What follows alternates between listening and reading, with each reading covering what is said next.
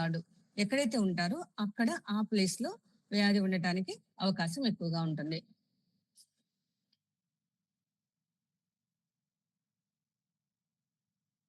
చరరాశులు, స్థిర రాశులు, ద్విస్వభావ రాశులు. చరరాశులు అంటే మేషం, కర్కాటకం, తుల, మకరం. స్థిర వృషభ, సింహ, వృశ్చిక, కుంభరాశులు. ద్విస్వభావ రాశులు మిథున, కన్య, ధనస్సు, మీనం. లగ్నం గనుక చరరాశుల్లో పడితే there is a change in the position. వ్యాధి తగ్గుతుంది అని చెప్పొచ్చు, కానీ అది సివియారిటీ ఉండి ప్రస్తుత పరిస్థితి కన్నా తీవ్రం కూడా అవ్వచ్చు. చర means moment, there is a moment in this and that case అనమాట. స్థిర అంటే అక్కడ మటుకు ఎటువంటి పరిస్థితుల్లోనూ మార్పు కనపడదు, అది ఉన్నా చాలా రోజుల తర్వాత కనిపిస్తుంది. ద్విస్వభావ రాశులు. ద్విస్వభావ రాశులు 0 నుంచి 15 డిగ్రీల్లో ఉంటే అది చరరాశులకు దగ్గరగా ఉంటుందని, తర్వాత స్థిర రాశులకు దగ్గరగా ఉంటుంది. కాబట్టి అది దాన్ని బట్టి మనం దాన్ని క్యాలిక్యులేట్ చేస్తాం. శీర్షోదయ, ఉభయోదయ, పృష్ఠోదయ రాశులు. శీర్షోదయ రాశులు అంటే మిథున, సింహ, కన్య, తుల, వృశ్చికం, కుంభరాశులు. పృష్ఠోదయ మేషం, వృషభం, కర్కాటకం, ధనస్సు రాశులు. కీటక రాశి మీనము. శీర్షోదయ రాశులు లగ్నం పడితే పాజిటివ్నెస్ ఎక్కువగా ఉంటుంది. ఆ పాజిటివ్నెస్ ని మనం ఇంకా పంచమాధిపతి శీర్షోదయ రాశుల్లో ఉండే లగ్నం సేఫ్ గా ఉంటే కనుక గ్యారంటీగా జాతకుడు బయటపడతాడు. డిసీజ్ అనేది తీవ్రంగా ఉండదని మనం ఎలెక్ట్ చేసుకోవచ్చు. పృష్ఠోదయలో పడితే డిసీజ్ తగ్గటం అనేది కొంచెం కష్టమే, అది లేట్ గా కూడా. శీర్షోదయ రాశులకి ఇంపార్టెన్స్ మనం తెలుసుకుంటే చాలా ఫాస్ట్ గా డిసీజ్ ని కూడా కంట్రోల్ చేస్తుంది. అది అంటే పాజిటివ్ ని మనం అర్థం చేసుకుంటే పాపగ్రహాలతో దానికి సంబంధం లేకుండా ఉంటే శీర్షోదయ రాశులకి ఇంపార్టెన్స్ అంటే ఫాస్ట్నెస్, చాలా ఫాస్ట్ గా డిసీజ్ తగ్గిస్తుంది అని మనం మాట్లాడుకోవచ్చు. పృష్ఠోదయ తగ్గకపోవచ్చు, లేట్ గా కూడా కావచ్చు. ఉభయోదయానికి కంప్లీట్ గా నెగిటివ్ గా చెప్పుకుంటున్నాము. ఇలా ఈ 2 రాశుల బట్టి కూడా మనం కొంత దీనిని అనాలిసిస్ చేయడానికి అవకాశం ఉంది.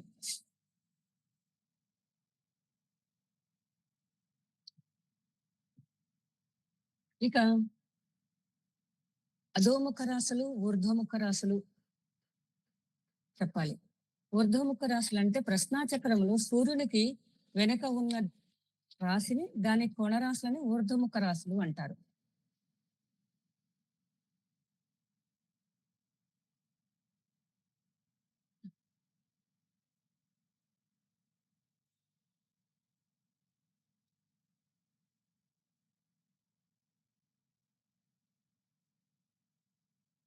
తిర్యక్ రాశులు అంటే ప్రశ్నాచక్రంలో సూర్యుడు స్థితి నొందిన పక్క రాశి, దాని నుండి కోణరాశులను తిర్యక్ముఖ రాశులు అంటారు.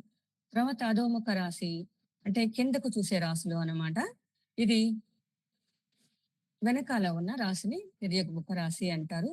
దీన్ని బట్టి వ్యాధి పక్కన అంటే ఊర్ధ్వముఖ రాశిలో అంటే తలపైన భాగంలో వ్యాధి ఉందా, తిర్యక్ముఖ అంటే చేతుల్లో డిసీజ్ ఉందా, అధోముఖ అంటే నాభి కింద భాగంలో డిసీజ్ ఉందా అనేది ఐడెంటిఫై చేయడానికి ఇక్కడ అవకాశం ఉంది. తర్వాత మళ్ళీ ప్రశ్న చక్రాన్ని మనం విశ్లేషించుకున్నాము. సహజ శుభగ్రహాలు లగ్నంలో ఉంటే లగ్నాధిపతితో ఉన్న కేంద్ర కోణంలో ఉన్న వ్యాధి తొందరగా తగ్గుతుంది. అంటే లగ్నాధిపతి కేంద్రంలో ఉన్న కోణాల్లో ఉన్న సహజ శుభులతో ఉన్నా కూడా వ్యాధి తొందరగా తగ్గుతుంది అని చెప్పొచ్చు. అలానే లగ్నంలో శుభగ్రహాలు ఉన్నా కూడా తొందరగా వ్యాధి తగ్గుతుంది. అలానే లగ్నాధిపతి బలంగా ఉంటే కూడా వ్యాధి తొందరగా తగ్గుతుంది. లగ్నాధిపతికి శుభగ్రహ దృష్టి ఉన్నా కూడా తొందరగా తగ్గుతుంది. 3, 6, 9, 11 భావాల్లో శుభగ్రహాలు ఉంటే కూడా వ్యాధి తొందరగా తగ్గుతుంది. ఇక్కడ శుభగ్రహాలు 4వ భావంలో ఉంటే మంచి ఔషధాలు లభిస్తాయని మనం చెప్పుకోవాలి. అదే శుభగ్రహాలు 7లో ఉన్నాయనుకోండి, అక్కడ కరెక్ట్ గా డయాగ్నోస్ అవుతుంది, రిపోర్ట్స్ కరెక్ట్ గా వస్తాయని మనం భావించాలి. అలానే 10th లో శుభగ్రహాలు ఉన్నాయనుకోండి, మంచి వైద్యుడు వస్తాడు, గ్యారంటీగా తగ్గుతుంది అని చెప్పాలి. ఇంకొకటి ఏంటంటే ఈ 4 కేంద్రాలు చాలా ఇంపార్టెంట్ ప్రశ్నలు. కోణాలు అనేది వ్యాధి తగ్గటానికి ఉపయోగపడతాయి. ఈ కేంద్రాలకు కనుక సంబంధం ఏర్పడితే 4-10 కానీ 4-7 కానీ 7-10 కానీ రాజయోగంగా భావించి వ్యాధి తగ్గుతుంది, గట్టిగా తగ్గుతుంది అని చెప్పచ్చు. ఎక్సెప్ట్ వక్రీ గ్రహాలకు కొంత ఉంటే, వక్రీ గ్రహాలు కాకుండా ఉండి పాపులు కాకుండా ఉంటే ఇక్కడ వ్యాధి తగ్గుతుంది అని చెప్పుకోవచ్చు. ఒకవేళ 10th హౌస్ లో కనుక పాపగ్రహాలు ఆరు వక్రీ గ్రహాలు ఉన్నా కూడా వైద్యుడు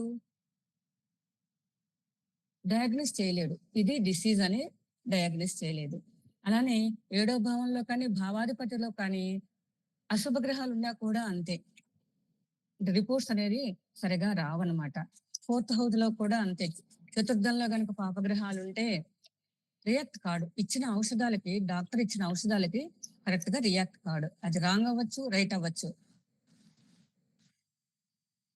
లేకపోతే ఆ టైంలో కరెక్ట్ ట్రీట్మెంట్ కూడా జరగదు. 4వ భావంలో ఒక అశుభ గ్రహం, 4వ భావాధిపతితో ఇంకొక అశుభ గ్రహం ఉంటే కొన్నిసార్లు వ్యాధికి తగ్గిన మందులు ఇవ్వరు.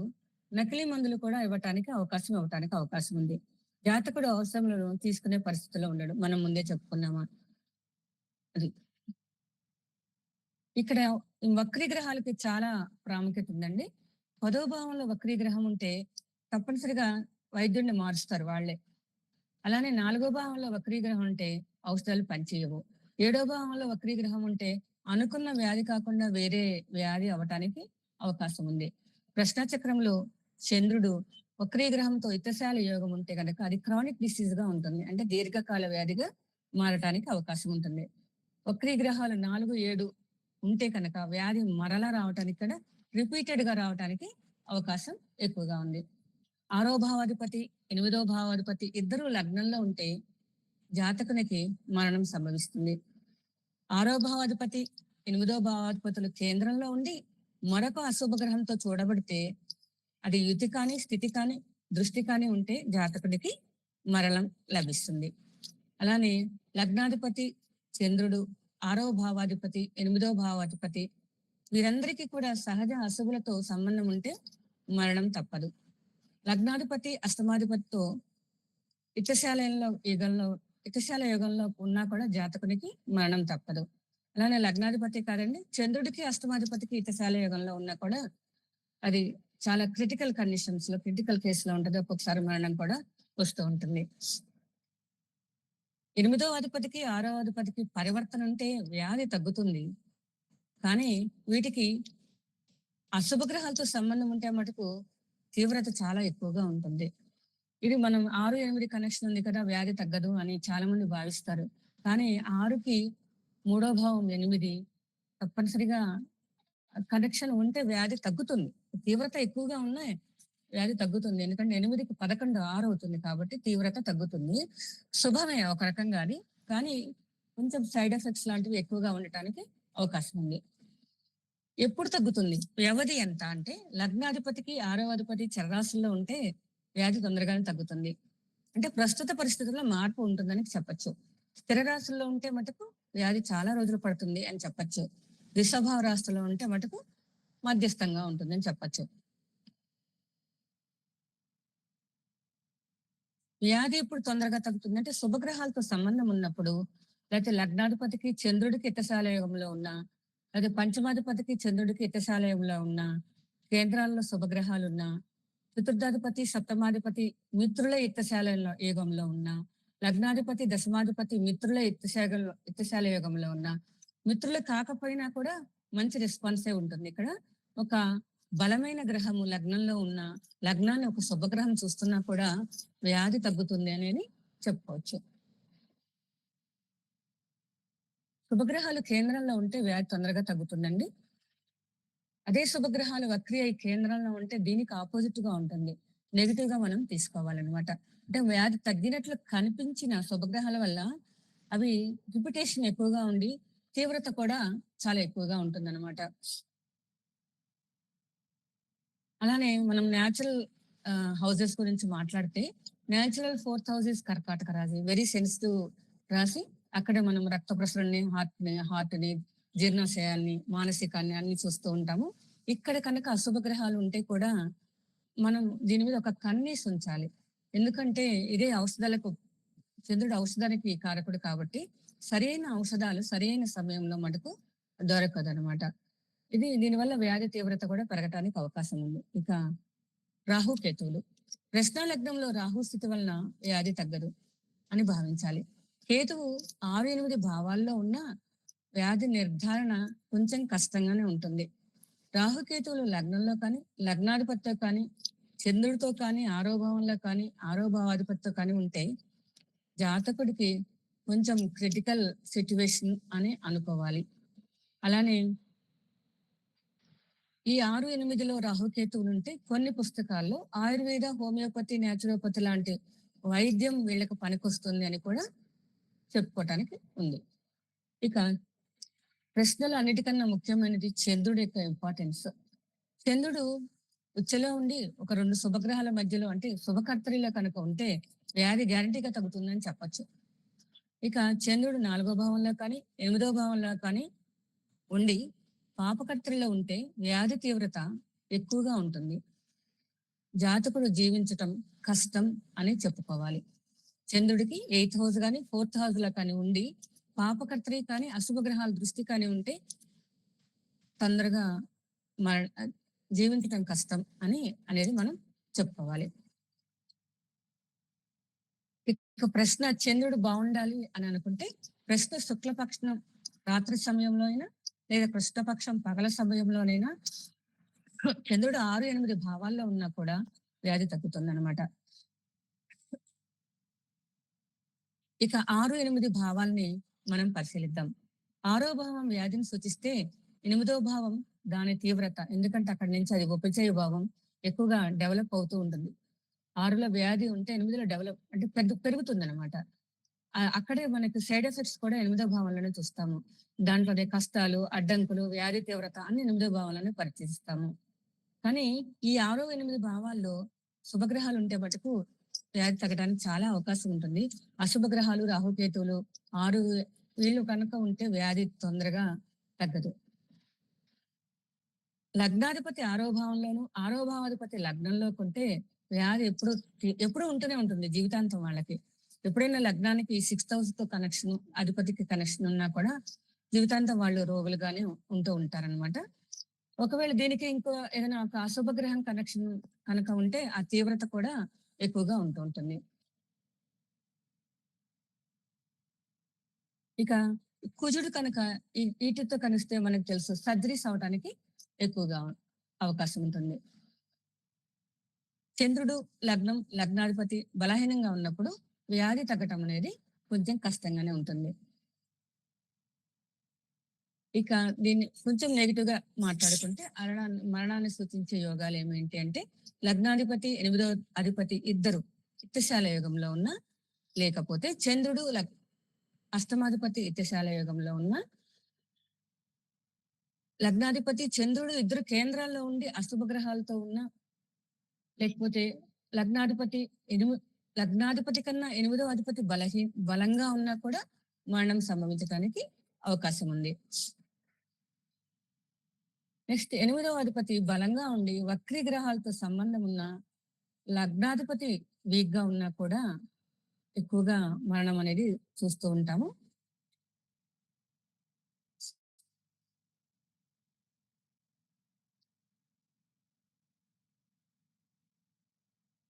ఇక ఇది ఇప్పుడు మనం లగ్నం గురించి మాట్లాడుకున్నాము. లగ్నం బలహీనంగా ఉంటే మరణం ఏర్పడుతుందని. అలానే చంద్రుడి గురించి మాట్లాడుకున్నాము. చంద్రుడు బలహీనంగా ఉండి వక్రీగ్రహణంతో ఇత్తశాల యోగం ఏర్పరిచినప్పుడు మరణం సంభవిస్తుంది. చంద్రుడు 6వ భావంలో ఉండి 7వ అధిపతితో ఇత్తశాల యోగంలో ఉన్నా కూడా మరణం సంభవిస్తుంది. చంద్రుడు లగ్నంలో ఉండి 12వ భావంలో శని, సూర్యుడు 8వ భావంలో, కుజుడు 7వ భావంలో ఇలా ఉన్నా కూడా మరణం సంభవిస్తుంది. లగ్నకు పాపగ్రహాలైన శని, కుజ, సూర్యులతో సంబంధం ఉండటం వలన కూడా మరణం సంభవిస్తుంది. చంద్రుడికి 8వ భావంలో ఉండి అది పృష్ఠోదయ రాశి అయి కేంద్రాల్లో పాపగ్రహాల్లో ఉన్నా కూడా మరణం సంభవిస్తుంది. ఇలా సో మెనీ కాంబినేషన్స్ అనేది మరణం ఏర్పడటానికి మనం గమనిస్తూ ఉంటాము. వ్యాధి నివారణ ఎలా అవుతుంది, ఎప్పుడు అవుతుంది అని అనుకున్నప్పుడు లగ్నాధిపతి 8వ అధిపతి కన్నా బలంగా ఉండాలి.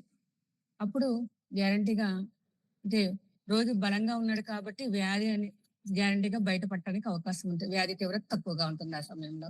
లగ్నాధిపతి కోణస్థానంలో ఉండి శుభగ్రహ సంబంధం ఉన్నప్పుడు కూడా వ్యాధి తీవ్రత గ్యారంటీగా తగ్గుతుంది. అలానే చంద్రుడు బలమైన చంద్రుడయ్యి ఒక శుభగ్రహంతో ఇత్తశాల యోగంలో ఉన్నా కూడా వ్యాధి తగ్గుతుంది. అలానే చంద్రుడు చరరాశుల్లో ఉండి కానీ ద్విస్వభావ రాశుల్లో కానీ ఉండి శుభగ్రహాలతో ఉన్నప్పుడు కూడా వ్యాధి తగ్గడానికి అవకాశం ఉంది. అలానే చంద్రుడికి స్వక్షేత్రమైన 10వ భావంతో కనెక్షన్ ఉన్నా కూడా వ్యాధి తగ్గడానికి అవకాశం ఉంది.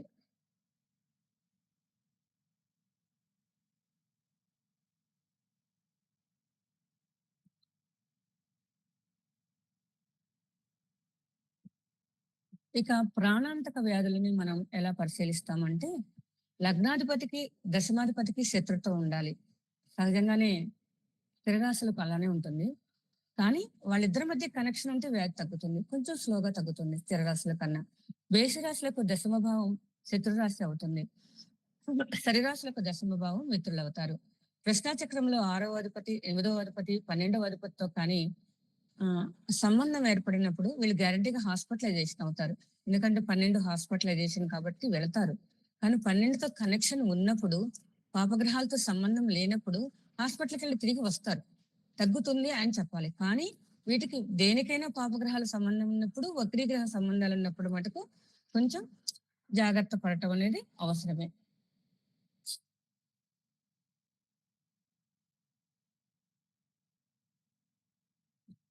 ఇక ఈ ప్రశ్నా చక్రంలో వైద్యుని మార్పును మనం ఫస్ట్ లో మాట్లాడుకున్నాము. వైద్యుడిని మనం 10th హౌస్ లో చూస్తాము.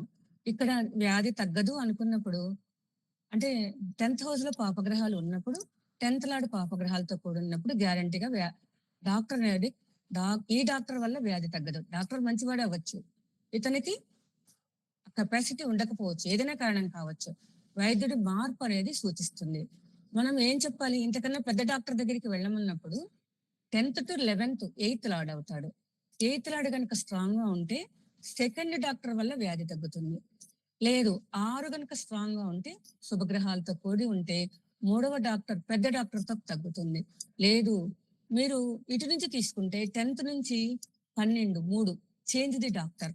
12వ భావంలో శుభగ్రహాలు ఉంటే డాక్టర్ని మార్చండి, తొందరగానే తగ్గుతుంది అని చెప్పవచ్చు. ఇక్కడ తోటి డాక్టర్, పెద్ద డాక్టర్స్ ఈ రెండింటినీ కూడా మనం పరిశీలించుకోవాలి. మరి అంటే ఈ కెపాసిటీ డాక్టర్కి ఉందా లేదా, వ్యాధి తీవ్రత ఇంపార్టెంట్, డయాగ్నోసిస్ ఇంపార్టెంట్. ఇప్పుడు ఒక ఆర్ఎంపీ దగ్గరికి వెళ్ళి క్యాన్సర్ వ్యాధిని ట్రీట్ చేయమంటే బాగుంటుందా? లేదు కదా. అలానే అంటే 10th హౌస్ ఎఫ్లెక్ట్ అయినప్పుడు డాక్టర్ కి ఆ కెపాసిటీ ఉన్నదని గమనించాలి. ఒక పెద్ద డాక్టర్ దగ్గరికి వెళ్ళినప్పుడు మనం నెక్స్ట్ డాక్టర్ ని 8th హౌస్ లో, ఆ నెక్స్ట్ డాక్టర్ ని 6th హౌస్ లో గమనించాలి. అక్కడ శుభగ్రహాల సంబంధం ఉంటేనే అది సంభవిస్తుంది, లేకపోతే అశుభగ్రహాల సంబంధం ఉంటే కాదు. లేదా డాక్టర్ ని చేంజ్ చేయండి అన్నప్పుడు 12th లో డాక్టర్ ఒక శుభగ్రహాలు ఉన్నాయనుకోండి, హ్యాపీగా డాక్టర్ ని చేంజ్ చేయండి అయ్యే తగ్గిపోతుంది అని మనం చెప్పుకోవచ్చు.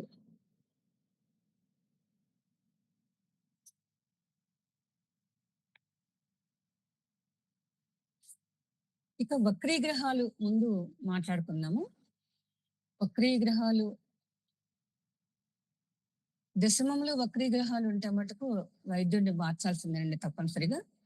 చతుర్థ భావానికి, భావాధిపతికి వక్రీగ్రహాలతో సంబంధం ఉంటే కూడా ఔషధాలను మార్చమని చెప్పటమే మటుకు.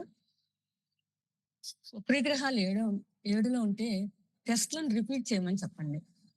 అది 8th తో కనెక్షన్ కానీ 6th తో కనెక్షన్ కానీ ఉంటే ఈ ఈ రిపోర్ట్లు నీకు సరిపోవు, ఇంకా టెస్టులకు వెళ్లాల్సి వస్తుంది అనేది మనం చెప్పగలగాలి. లగ్నము ద్విస్వభావ రాశి అయి 7వ భావంలో వక్రీగ్రహం ఉంటే అనుకున్న వ్యాధి కాకుండా అదర్ డిసీజ్ ఉండటానికి అవకాశం ఉంటుంది. ఒక్కొక్కసారి 2 డిసీజెస్ ఒకటేలాగా కనిపిస్తాయి, ఆ సిమ్టమ్స్ అన్ని కూడా ఒకటేలాగా ఉంటాయి. కానీ డాక్టర్ ఒకటి అనుకుంటాడు, కానీ డయాగ్నోస్ వేరే అవుతుంది, డిసీజ్ వేరే ఉంటుంది అనమాట. ఇలాంటప్పుడు ఇది ఉపయోగపడుతుంది. 4వ భావంలో 7వ భావంలో పాపగ్రహాలు ఉంటే, అంటే 4లో 7లో పాపగ్రహాలు ఉంటే వ్యాధి తీవ్రత పెద్ద వ్యాధి వస్తుంది అని చెప్పడానికి అవకాశం ఉంది. 4లో 10లో వక్రీగ్రహాలు ఉంటే 4 10 ఇందాక కాంబినేషన్స్ చూడండి. 4 4th అండ్ 7th హౌస్ లో వక్రీగ్రహాలు ఉంటే తీవ్రమైన వ్యాధి 4లో 10లో ఉంటే అంతకన్నా మీడియం పొటెంట్ ఉన్న వ్యాధి రావటానికి ఎక్కువగా. కేంద్రాల్లో వక్రీగ్రహం ఉంటే మటుకు వ్యాధి తీవ్రత చాలా ఎక్కువగా ఉంటుంది. అదే పాపగ్రహాలైతే ఇంకా సివియర్‌గా ఉంటుంది ఆ వ్యాధి. ఇక్కడ పాపులు, శుభులు ఎక్కువగా మాట్లాడుకుంటున్నామండి. 6, 8, 12 కూడా చాలా ఇంపార్టెంట్ ఉంటుంది. ఈ రాహుకేతువులు 6వ అధిపత్యం కానీ, 8వ అధిపత్యం కానీ ఉంటే వ్యాధి నిర్ణయం అనేది చాలా కష్టంగా ఉంటుంది. ఇక మనం ఆయుర్వేదం వాడదామా అని అనుకున్నాము. ఏ టైప్ ఆఫ్ డిసీజ్‌ని మనం చూసుకుంటాము అనుకున్నప్పుడు సహజంగా బుధుడు, శని ఆయుర్వేదాన్ని సూచిస్తే రాహు అల్లోపతిని సూచిస్తాడు. శుక్రుడు హోమియోపతిని సూచిస్తున్నట్టు కొన్ని పుస్తకాల్లో ఉంది. కొన్ని పుస్తకాల్లో కొంత వేరుగా ఉంది. కానీ నేనైతే ఇదే ఫాలో అవుతున్నాను.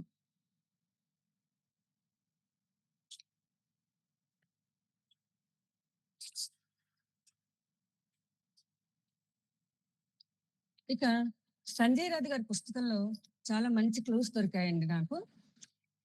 ఇక్కడ జస్ట్ ఓన్లీ కుజుడి నుంచి చంద్రుడికి ఉన్న నక్షత్ర దూరాలు. కుజుడు ఎక్కడైతే ఉన్నాడో ఆ నక్షత్రం నుండి చంద్రుడి వరకు మనం కౌంట్ చేసుకోవాలి. కుజుడున్న నక్షత్రంతో కూడా. కుజుడు పునర్వసులో ఉన్నాడు అనుకోండి, పునర్వస్తుతో సహా కూడుకోవాలి. చంద్రుడు ఇంకో నక్షత్రంలో ఉంటే ఆ నక్షత్రాన్ని కూడా మనం కూడుకోవాలి. ఈ 2 గ్రహాల మధ్య ఉన్న దూరాన్ని బట్టి వ్యాధి ఎలా ఉంది అనేది చెప్పుకోవచ్చు. ఇది చాలా యాక్యురేట్ గా పనిచేస్తుందండి. మీరు కూడా ట్రై చేసుకోవచ్చు. ఒకవేళ కుజుడు నుండి చంద్రుడికి 1, 2, 3 నక్షత్రాల్లో ఉంటే వాళ్ళు కోమ లేకపోతే మరణం సంభవిస్తుంది. 4, 5, 6 నక్షత్రాల్లో ఉంటే ఔషధాలతో వ్యాధి తగ్గుతుంది అని చెప్పొచ్చు. నేను చాలా ప్రాక్టికల్ గా అబ్జర్వ్ చేస్తున్నానండి. ఇక్కడ వక్రీగ్రహాలు కూడా ఉంటే దారుణంగా ఉంది పరిస్థితి. నెక్స్ట్ థర్డ్ వన్ ఈజ్ 7, 8, 9 అంటే కుజుడు నుండి చంద్రుడికి మధ్య ఉన్న నక్షత్ర దూరము. వ్యాధి కంటిన్యూ అవుతుంది, తగ్గదు. కంటిన్యూస్ ద డిసీజ్ అన్నమాట. ఇక్కడ 10, 11, 12లో అయితే వ్యాధి తగ్గుతుంది. 13, 14, 15లో అయితే ఒక ఆసుపత్రి నుంచి వేరొక ఆసుపత్రికి మారుస్తారు. ప్లీజ్ సార్, కొంచెం ఎవరు కొంచెం క్లోజ్ చేసుకోరా, మ్యూట్ చేయరా.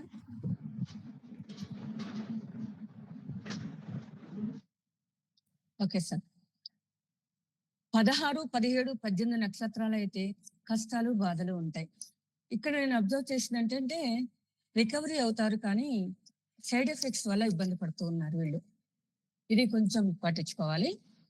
19, 20, 21 అయితే రికవరీ అవుతారు. ఇక్కడ సైడ్ ఎఫెక్ట్స్ ఏమి ఉండవు, రికవరీ అవుతారు.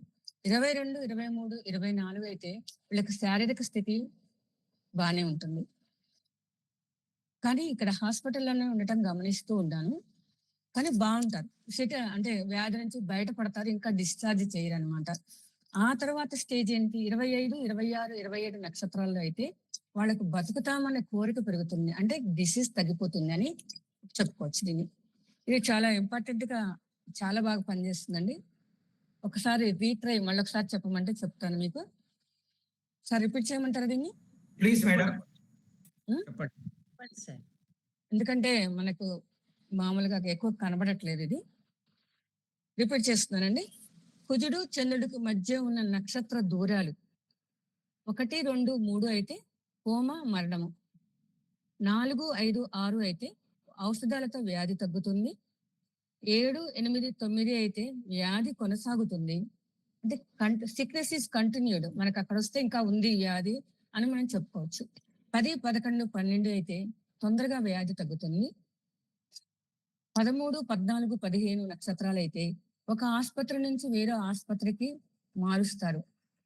16, 17, 18 ఇంకా బాధలు, కష్టాలు ఉంటాయి. మొత్తం తగ్గదు, సైడ్ ఎఫెక్ట్స్ ఉంటాయి ఇక్కడ. 19, 20, 21 వ్యాధి నుంచి రికవరీ అయి బయటపడతారు. 22, 23, 24 శారీరక స్థితి బాగానే ఉంటుంది.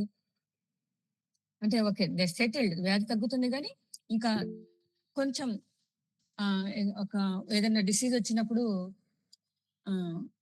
1 మినిట్ మేడం. ఏదైనా వచ్చినప్పుడు డిసీజ్ తగ్గుతుంది కానీ ఇంకా నీరసం అలాంటివి ఉండి ఆత్మవిశ్వాసం రాదు, మొత్తం తగ్గిపోయింది అనేది. దానికి 25, 26, 27లో బతుకుతామనే కోరిక వచ్చేస్తుంది అనమాట. అంటే దే ఆర్ సేఫ్ సైడ్ అనే కోరిక వాళ్ళకి బలంగా ఉంటుంది. మేడం రైజ్ చేస్తారు హ్యాండ్, ఎవరైనా అడుగుతారా? అమ్మ అవన్నీ తర్వాత మీరు మాట్లాడడం అయిపోయిన తర్వాత. ఓకే, రైజ్ చేస్తారు అందుకని అడిగాను. రైజ్ చేసినా ఇగ్నోర్ చేయండి. ఇంకోటి ఏంటంటే ఇప్పుడు మేడం చెప్తున్న అది పట్టిక మనం గ్రూప్ లో ఆల్రెడీ పోస్ట్ చేశాను నేను అందరికీ. ఆ పట్టిక గ్రూప్ లో ఉంది, మన జ్యోతిర్వాణి గ్రూప్ లో 3 గ్రూపుల్లోనూ ఉంది ఆ పట్టిక.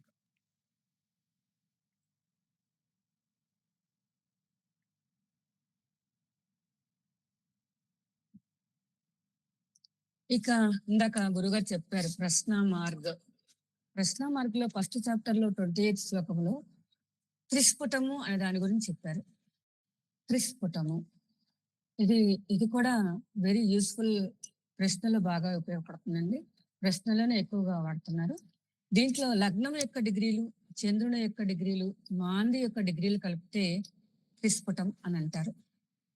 ఇది 360 డిగ్రీల కన్నా ఎక్కువగా కనుక ఉంటే తీసివేసి 360 డిగ్రీలు మిగిలింది ఏ రాశిలో ఏ నక్షత్రంలో పడిందో మనం దాన్ని గమనించాలి. దీనిని త్రిస్ఫుట బిందువు అంటారు. ఈ త్రిస్ఫుట బిందువు కర్కాటక, వృశ్చిక, మీనాల్లో ఉంటే అసలు నేను నా దగ్గర కొన్ని ఎగ్జాంపుల్స్ ఉన్నాయండి. ఆల్రెడీ సడన్ డెత్ రేపే ఎల్లుండే అలా జరుగుతుందన్నమాట. అది కూడా పర్టికులర్ డిగ్రీస్ వద్ద కర్కాటక, వృశ్చిక, మీనంలో క్రమంగా జాతకుడికి కష్టాలు ఇస్తాడనమాట. ఒకవేళ త్రిస్ఫుట బిందువు ఈ రాశుల్లో పడితే, ఈ రాశుల్లో ఉన్న నక్షత్రంలో కూడా ఎక్కువ కష్టాలు ఇస్తాయి. పునర్వసు, విశాఖ, పూర్వభద్ర క్రమంగా దుష్ప్రభావాలు తక్కువగా ఉంటాయి. పుష్యమి, అనురాధ, ఉత్తరభద్ర, ఆశ్లేషాల్లో దుష్ప్రభావాలు మధ్యస్థంగా ఉంటాయి. ఆశ్లేష, జ్యేష్ఠ, రేవతిలో చాలా దుష్ప్రభావాలు ఎక్కువగా ఉంటాయి. కర్కాటక రాశిలో చివరి నవాంశలో త్రిస్ఫుటం పడితే మరణం 1 సంవత్సరంలో సంభవిస్తుంది.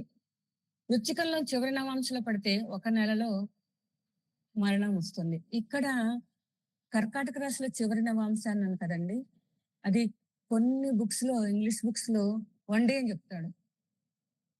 ఇక్కడ మనకి 1 year అని ఉన్నా కూడా ఇక్కడ చిన్న కాంట్రావర్సీస్ ఉన్నా, మీనంలో అయితే 1 రోజులో చనిపోతాడు లాస్ట్ నవాంశలో, వృశ్చికంలో 1 నెల, కర్కాటకంలో 1 year అంటాడు. కానీ ఇదే కర్కాటకంలో చివరి నవాంశం ఏమవుతుంది, అక్కడ మనకి మీనంలోకి వస్తుంది. అప్పుడు కూడా మళ్ళీ 1 dayలోనే పోతారనమాట. అంటే నవాంశ కూడా మనం ప్రాతిపదికగా తీసుకొని మాట్లాడుకోవచ్చు. త్రిస్ఫుటం 9, 10, 11 భావాల్లో వచ్చిన, 22వ ద్రైకాణంలో వచ్చిన, 64వ నవాంశలో వచ్చిన, 25వ ద్వాదశాంశలో వచ్చినా కూడా అది మంచిది కాదు. అది సీరియస్నెస్ ఆఫ్ ది డిసీజ్ ని చెప్తుంది. మరణిస్తాడా ఏమో అని అనిపించేటట్టు కూడా తెలుస్తుంది. నక్షత్రం నుండి 3, 5, 7 నక్షత్రాల్లో పడితే వ్యాధి చాలా ప్రమాదకరంగా ఉంటుంది. అంటే జన్మ నక్షత్రం మనకు తెలిసి ఉండాలి. జన్మ నక్షత్రం నుండి త్రిస్ఫుట నక్షత్రం 3, 5, 7లో కనుక ఉంటే ప్రమాదకరంగా ఉంటుంది అనమాట. ఇది జాతకుడికి కానీ అడిగిన ప్రశ్నకు అని భావించాలి. త్రిస్ఫుటము ఇక్కడ ఇంకొంత సేఫ్ ఇన్ఫర్మేషన్ ఏమిస్తాడంటే, మేషము, సింహము, ధనుసులో పడితే వ్యాధి తొందరగా తగ్గుతుంది అంటాడు. ఎందుకంటే ఇది అగ్నితత్వ రాశులు, వాటికి మనకు తెలుసు అంతరికి ఇమ్యూనిటీ ఎక్కువగా ఉంటుంది కాబట్టి పడుతుంది అంటాడు. అంటే శుభకరంగా ఉంటుంది, బాబు నీకు వ్యాధి లేదు అని మనం చెప్పుకోవచ్చు.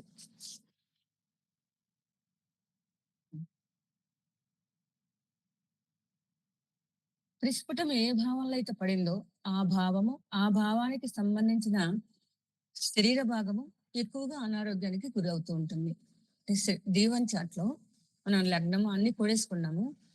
ఒక డిగ్రీ పర్టికులర్ డిగ్రీ వద్ద పడ్డప్పుడు, అది ఉదాహరణకి కర్కాటక రాశి అయింది, మనకి ఆశ్లేషలో డిగ్రీ పడినప్పుడు అది మనం ఏం తీసుకుంటాము, ఏ నిమ్యాన్యతను లేకపోతే టీబీను, lung related problems, heart related problems తో వ్యాధి ఉంది అని మనం చెప్పుకోవచ్చు అనమాట. ఇక్కడ త్రిస్ఫుటంలో రాశులను 3 రకాలుగా తీసుకున్నారండి. ఆద్య రాశులు, మధ్యమ రాశులు, అంత్య రాశులు అని చెప్తారు. ఆద్య రాశులు అంటే మేష, వృషభ, మిథున, కన్యలు. ఇక్కడ గనక త్రిస్ఫుట బిందువు పడితే వ్యాధి అసలు ఉండదు, జాతకుడు ఆరోగ్యంగా ఉన్నాడని చెప్పుకోవాలి. అదే ఆ మధ్యమ రాశులు, వీటిని స్థితి రాశులు అని కూడా అంటారు. ఇది సింహ, కన్య, తుల, వృశ్చికాలు. ఇది దీంట్లో పడుతుంటే వ్యాధి స్టార్ట్ అవుతుంది, బయటపడదు, ఉండొచ్చు. Probability is there, starting maybe in the starting stage. తర్వాత అంత్య రాశులు, ఇది ధనస్సు, మకరం, కుంభమీనాలు. ఇక్కడ మటుకు పడితే గ్యారంటీగా డిసీజ్ ఉందని మనం చెప్పుకోవాలి. ఇక్కడ ఇక్కడ D1 చార్ట్ లో ఎంత ఇంపార్టెంట్ ఉంటుందో D9 చార్ట్ లో కూడా దీనికి ఇంత చాలా ఇంపార్టెంట్ ఉంటుంది. త్రిస్ఫుటము స్థితి నొందిన రాశిని దేహంగా తీసుకుంటే త్రిస్ఫుటము స్థితి నొందిన నవాంశను సూక్ష్మంగా తీసుకొని పరిశీలన చేయడం అనేది చాలా ముఖ్యమైన విషయం. ఒకటి జీవగా తీసుకుంటారు, ఒకటి ప్రాణంగా తీసుకుంటారు. త్రిస్ఫుట బిందువు చిరరాశుల్లో ఉంటే మంచి ఆరోగ్యం ఉంటుంది. స్థిరరాశిలో ఉంటే ప్రతికూల శక్తుల నుండి రక్షణ అవసరము. ప్రతికూల శక్తులు అంటే ఇక్కడ అంటే ట్రీట్మెంట్ అవసరము అని ఇండైరెక్ట్ గా చెప్పటం అనమాట. లేకపోతే మనం చేసే ఆ పరిహారాలు ఇక్కడ అవసరం అని చెప్పుకోవాలి. వృషభ రాశిలో ఉంటే అనారోగ్యం ఉంటుంది. ఇక త్రిస్ఫుటం మిత్రరాశుల్లో, మిత్రనవాంశలో, శుభరాశుల్లో, శుభనవాంశలో, శుభగ్రహ దృష్టిలో ఉన్నా కూడా వ్యాధి తొందరగా తగ్గుతుంది. ఇక్కడ కూడా వక్రీ గ్రహాలని మనం టెస్ట్ చేస్తే ఇంపార్టెన్స్ అనేది నెగిటివ్ కనపడుతుంది. వక్రీ గ్రహాలు ఈ త్రిస్ఫుటానికి కనెక్షన్ ఉంటే కూడా ఎక్కువగా కనపడుతుంది. ఇక వ్యాధి ఎప్పుడు వచ్చింది, వ్యాధి ఎప్పుడు వస్తుంది అనేది దీంట్లో బట్టి కూడా మనం చెప్పుకోవచ్చు. ఎలా అంటే లగ్నం నుండి చంద్రుడు ఉన్న నక్షత్రాలను కౌంట్ చేసి చంద్రుడి నుండి లగ్నం ఉన్న నక్షత్రాలను కౌంట్ చేసి అన్ని నక్షత్రాలని లగ్న నక్షత్రం నుంచి కూడా కౌంట్ చేస్తే ఆ రోజులలో వ్యాధి వస్తుందని చెప్పచ్చు. అలా అంటే ఉదాహరణకి ఏ మూలా నక్షత్రం రోజున వ్యాధి వచ్చిందంటే మనకు తెలుసు, ఆ లెక్కలు ఉన్నాయి, తగ్గుతుందా లేదా, లేదా 7 రోజులు తగ్గుతుంది, 10 రోజులు తగ్గుతుందని నక్షత్రాల గురించి మన పుస్తకాల్లో ఉన్నాయి. అలా కూడా దాన్ని అసెస్ చేయడానికి అవకాశం ఉంది. సార్ చెప్పండి అమ్మా, you can go head. Okay అండి. టైం ఉంది.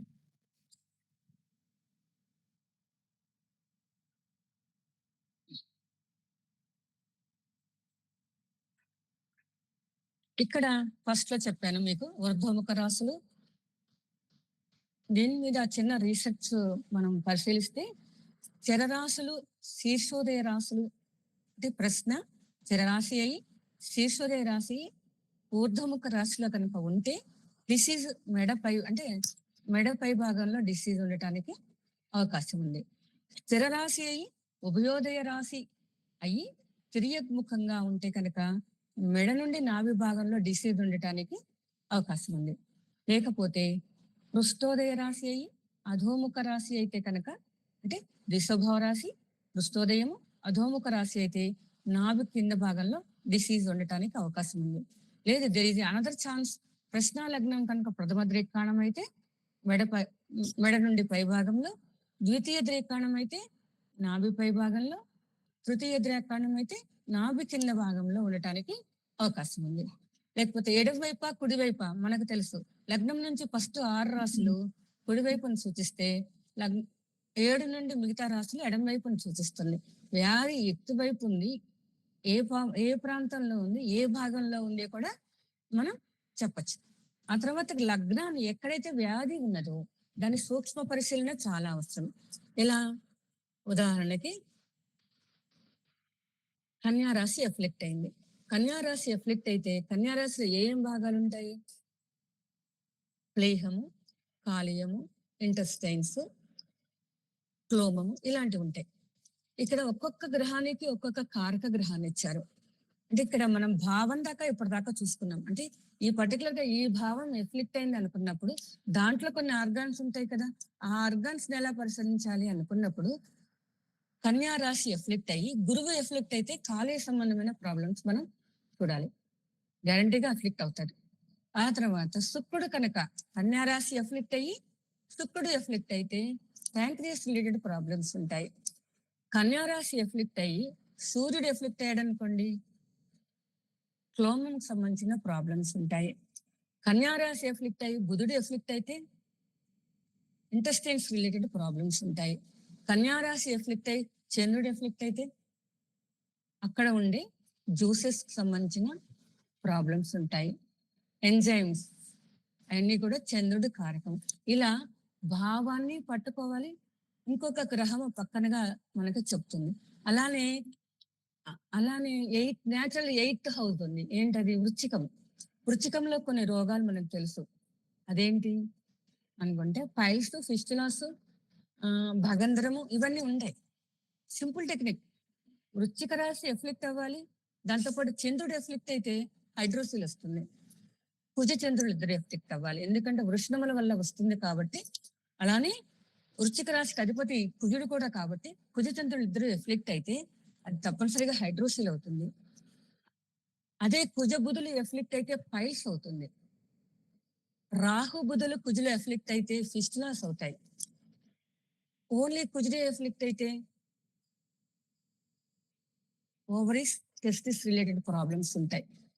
ఇలా ఏ రాశి ఎఫెక్ట్ అయింది, ఏ భావం, ప్రశ్నలో కూడా ఇలానే చూస్తాం, జాతక చక్రంలోనే ఇలా చూస్తాం. ఏది దేనికి కాదు. ఇలానే మనం ముఖ్యంగా ప్రశ్నలో చూడాల్సింది అగ్నితత్వ రాశులు, భూతత్వ రాశులు, వాయుతత్వ రాశులు. ఇది చూడాల్సింది. అభువాజ అనేది తప్పనిసరిగా జలతత్వ రాశులు చూడాలి. అసలు ఏమేమి వ్యాధులు వస్తాయి, అగ్నితత్వ రాశులు అసలు ఏం పని చేస్తాయి, మన జాతక చక్రంలో కానీ మనిషిలో కానీ ప్రశ్న చక్రంలో కానీ ఒకటేలాగా ఉంటుంది. ఆ అగ్నితత్వ రాశులు అంటే ఏంటి? మేషము, ధనుసు, సింహము. మన శరీరంలో ఉన్న ప్రతి పనిని యంత్రంలాగా పనిచేసేది అగ్నితత్వ రాశులే.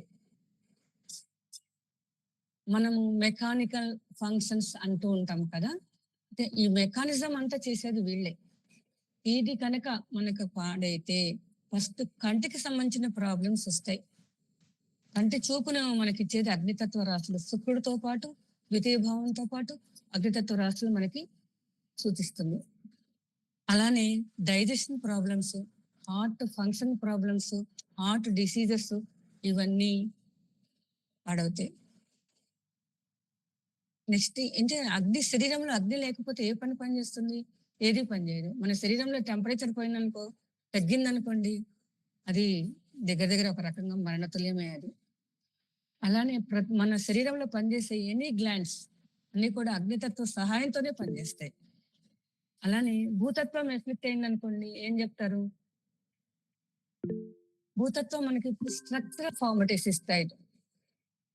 స్ట్రక్చరల్ ఏర్పరుస్తుంది. అంటే స్ట్రక్చర్ మీన్స్ బోన్స్, జాయింట్స్, ఇదంతా కలిపిన ఒక స్కెలిటన్ అంతా కూడాను మనకి స్ట్రక్చర్ వేసి చెప్తుంది. ఈ స్ట్రక్చర్ లో ఏమేమి ప్రాబ్లమ్స్ వస్తాయి?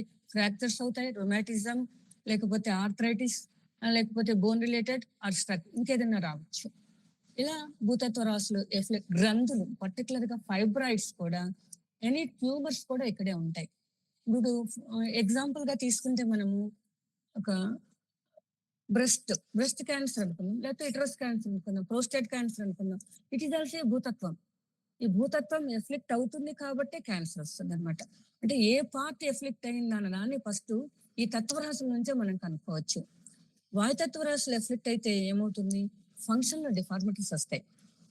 అంటే గుండె వేగంలో మార్పులు, కన్నురప్పలు కొట్టుకోవడంలో మార్పులు, లేకపోతే ఇంటెస్టైన్ మూమెంట్స్ లో మార్పులు.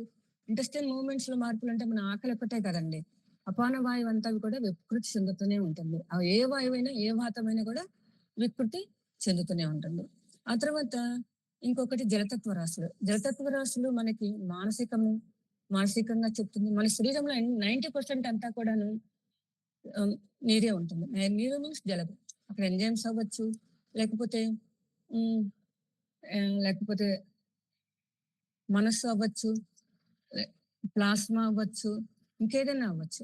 ఇదంతా కూడాను 80% కూడాను మనకి మన శరీరంలో వాటరే ఉంటుంది. వాటర్ ఎఫెక్ట్ అయితే అక్కడ హార్ట్ కి సరిగ్గా పంపు జరగకపోవచ్చు, మన శరీరంలో కావలసినంత వాటర్ ప్రొడ్యూస్ కాకపోతే కూడా డిసీజెస్ వస్తూ ఉంటాయి. ఇలా లేకపోతే మానసికమైన వ్యాధులు కావచ్చు, ఇలా చాలా చాలా వ్యాధులు రావుతాయి. అంటే ఫస్ట్ మనము ఇది చార్ట్ చూడగానే అంటే ఒక్కొక్కళ్ళు ఒక్కొక్క పద్ధతిలో వెళ్ళినా అసలు ఏ తత్వము ఎఫ్లిక్ట్ అయిందో చూసుకుంటే డిసీజెస్ మనం కన్సల్ట్ చేసుకోవచ్చు. ఓకే. అగ్నితత్వం ఎఫ్లిక్ట్ అయింది కాబట్టి అగ్నితత్వం ఎఫ్లిక్ట్ అవ్వటం అంటే అండి అగ్నితత్వ రాశుల్లో పాపగ్రహాలు ఉంటే చాలు. లేకపోతే అగ్నితత్వ అధిపతులతో పాపగ్రహాలు ఉన్నా చాలు. అక్కడ 6, 8, 12 కూడా తీసుకోనవసరం లేదు. సహజంగా అది సహజ పాపులతోనే ఎక్కువగా నేనైతే గమనిస్తూ ఉన్నాను. ఒకవేళ మేషము, సింహాల్లో ఒక దాంట్లో రవి ఉన్నాడు, ఒక దాంట్లో శని ఉన్నాడు. గోచారవశాత్తు ధనస్సులో కేతువు, రాహువు, శని వస్తే గ్యారంటీగా అగ్నితత్వానికి సంబంధించిన ఒక పెద్ద ప్రాబ్లంతో వాళ్ళు ఇబ్బంది పడతారు. ఇట్ ఈస్ అంటే ఇది నేను ఎక్కువగా చూస్తూ ఉన్నా, పరిశీలిస్తూ ఉన్నా. అది చాలా మటుకు కరెక్ట్ అవుతూ ఉంటుందనమాట.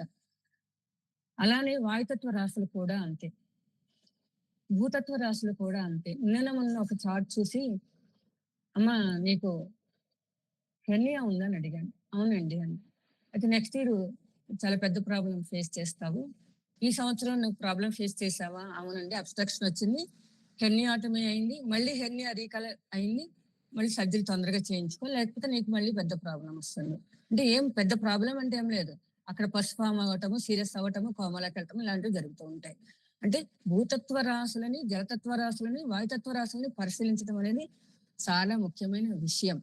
ఇది మనం ఎవరము పరిశీలించట్లేదేమో అని అనిపిస్తూ ఉంటుంది. నా పర్సనాలిటీస్ మై పర్సనల్. ఎందుకంటే ఈ గ్రహం ఇక్కడ ఉంది, ఈ నక్షత్రం మీద ఉంది అనేంత మటుకే మనము చూస్తూ ఉన్నాం.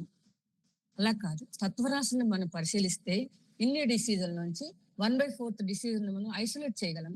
అక్కడ ఎప్పుడైతే చేసామో డిసీజ్‌ని ఐడెంటిఫై చేయటం చాలా ఈజీ. తర్వాత కదా డిసీజ్‌ని ఐడెంటిఫై చేసిన తర్వాత కదా మనము ఎప్పుడు తగ్గుతుందో మనం మాట్లాడుకుంటాం. ఏ రోగాలు, ఏ పరిహారాలు ఇవ్వాలన్నా కూడా డిసీజ్‌ని ఐడెంటిఫై చేయాల్సిందే మనం. అంటే ఈ ఈ గ్రహం వల్ల ఈ వ్యాధి వస్తుంది అని చెప్పుకోవడం ఈజీనే. దానికి సంబంధించిన పరిహారాలు చెప్పడం కూడా ఈజీనే. కానీ వ్యాధిని ఐడెంటిఫై చేయటం ఇదివరకు చాలా మటుకు ఏంటంటే ఈ భాగంలో నడుము భాగంలో నీకు నొప్పొస్తుందమ్మా అని చెప్తున్నారు. ఇప్పుడు అలా కాదు.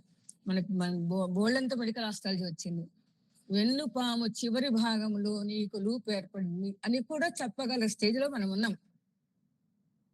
It is correct. రీసెంట్ గా ఒక ఈ అమ్మాయికి ఒక ఐకాసా టీచర్ నన్ను అడిగింది. ఈ జాతకుడికి ల్యూకేమియా అంటే బ్లడ్ క్యాన్సర్ డిసీజ్ ఉంది అని టెస్ట్ కి పంపించారు. ఇంట్లో వాళ్ళు టెస్టులు పెడుతున్నారు అని, భయపడుతున్నారు అని. ఇట్లా కాంబినేషన్స్ అన్ని అలానే ఉన్నాయి. ఐ గో ఫర్ ఇంత చేసిన తర్వాత కూడా నేను కోట చక్రానికి వెళ్ళాను. కోట చక్రంలో శుభ్రంగా లోపల 2 శుభగ్రహాలు ఉన్నాయి. చెప్పాను ఎటువంటి ప్రాబ్లం లేదు, హీఈస్ సేఫ్ అని. తర్వాత 15 రోజుల తర్వాత తను చెప్పిందంటే నెగిటివ్ వచ్చిందని చెప్పింది. సో ప్రశ్నలో కోట చక్రాన్ని కూడా వాడటం మనం నేర్చుకోవాలి. ప్రశ్నలో కోట చక్రం వాడటం వలన ఈ జాతకుడు సేఫ్ గా ఉన్నాడా, లేకపోతే ఎన్ని రోజుల్లో మరణిస్తాడు, రోజులతో సహా మనం చెప్పగలగటం కోట చక్రం ద్వారా సాధ్యమవుతుంది. కాబట్టి కోట చక్రాన్ని నేను ఎక్కువగా ప్రశ్నలో పరిశీలిస్తూ ఉంటాను. మీరు కూడా దాన్ని ప్రాక్టీస్ చేస్తే చాలా బాగుంటుందని నా ఉద్దేశం. కోట చక్రంలో కనుక కోట లోపల భాగంలో 2 పాపగ్రహాలు కనుక ఉంటే జాతకుడు తొందరగానే చాలా సీరియస్ స్టేజ్ లో ఉన్నట్టే. అలాంటిది అది కూడా రాహు, కేతు, శని లాంటి వాడి అయితే కనుక 2 ఉండి 3వ పాపగ్రహం తొందరలో వస్తుంది కిందికి దిగుతున్నప్పుడు, అంటే అది 10 రోజులు జరగచ్చు. గ్యారంటీకి 10 రోజులు అతనికి మరణం ఉంటుంది. ఇలా మనము డిసీజ్ ని, ఇంటెన్సిటీని, మరణాన్ని లేకపోతే ఎప్పుడు తగ్గుతుందో చెప్పడాన్ని ఓన్లీ ప్రశ్న ద్వారా మనం సాధించవచ్చు. ఇక్కడెక్కడ నేను జన్మజాతకం గురించి ఏది మాట్లాడలేదు. ఓన్లీ ప్రశ్న ద్వారా నేను చెప్పాలనుకున్నాను. సార్ చెప్పాను. Thank you sir. విజయలక్ష్మి గారు చాలా చాలా చాలా టు ది పవర్ ఆఫ్ చాలా ధన్యవాదాలమ్మా. మంచి సమాచారం ఇచ్చారు. నిజానికి ఈ సమాచారం ఎక్కడా మనకి ప్రత్యేకంగా పుస్తకంలో లభించదు. నా మొట్టమొదటి విన్నపం ఏంటంటే మీరు శ్రమ తీసుకుని ఇంత చెప్పినందుకు దీన్నే మీరు ఎన్ని పేజీలైనా సరే ఒక వ్యాసంగా రాయండి. దాన్ని మన వాళ్ళకి ముఖ్యంగా ఇస్తాం. తర్వాత